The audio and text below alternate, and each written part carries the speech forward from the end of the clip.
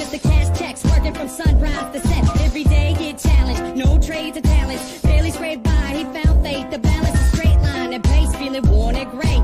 Poor with 4 seeds, one more on the way. It was hard days indeed, all work and no play. He made sure things on the surface were okay, but something disturbing within his mind was lurking a slight. Twilight breeze would ease in through the curtains at night. It's like the sermon of a twisted apparition was urging him to listen to the train in the distance. At first it wasn't intense, just one little instant. Sure, it didn't occur, he turned to resist it, as if it wasn't much more than just a figment of his imagination. But for days it was persistent, and it went. And it got louder. With time, people noticed he was acting berserk. Granny got a call saying he was absent from work, and that was the first. She ran to the pastor at church to ask him what was up with this disastrous curse. But that was the worst. He came back 3 days after, no money in his wallet and his shirt on backwards. Stumbling walked off when he called out for his daughter. Right before he split, the last lesson he taught her was this: if you ever have a son, let him know that his granddad loved him, but by the time that he's grown, he should have seen his stone deep down into his dome. Don't ever walk to the train tracks alone. With that, he backed up, reached out for his jacket, told her not to act up, and cracked up laughing. After all that happened, he left never to be seen. 15 years later, when my mother had me, her dad lived a life people can't understand. Went from a family man to rambling man, a gambling man that burned both ends of the candle, folded his hand in, it was too hot to handle. Sitting by the tracks, waiting for the night train, looking down the road, ain't never gonna go back. Listen for the whistle through the wind and rain. Now who's gonna ride the devil's train tonight?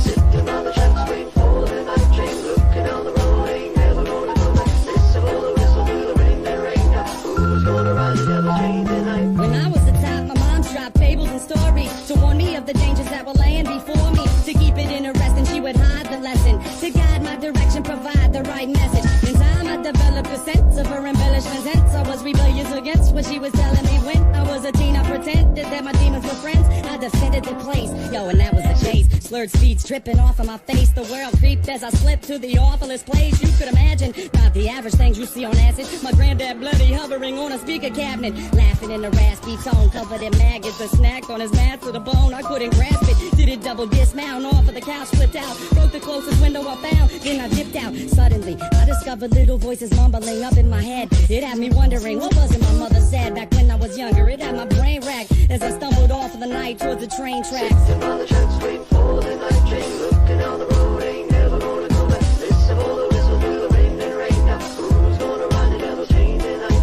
Sitting by the tracks, waiting for the night train, looking down the road, ain't never gonna go back. Listen for the whistle through the wind and rain. Now who's gonna ride the devil's train tonight? So there I was, stalking through the dark with the buzz. I figured I should walk, that'll ease me off of these drugs. It's like a shark had to keep moving instead of be ruined. If I sat still, I was doomed, and that wasn't doing. So I marched through the park, slow gone like Donnie Darko. The sparkle of the starlight glowed like charcoal. Despite my demeanor, the night seemed more serene than a morphine fiend in the morgue. It seemed like I'd lost it. That was when my grandpa's carcass emerged from the dark, gurgling his words of carnage, but he couldn't talk. Something about the hurt, the sadness. I scurried off, I was on the verge of madness. I raced fast, pacing the landscape was strange, like a plane parallel to this one, but rearranged.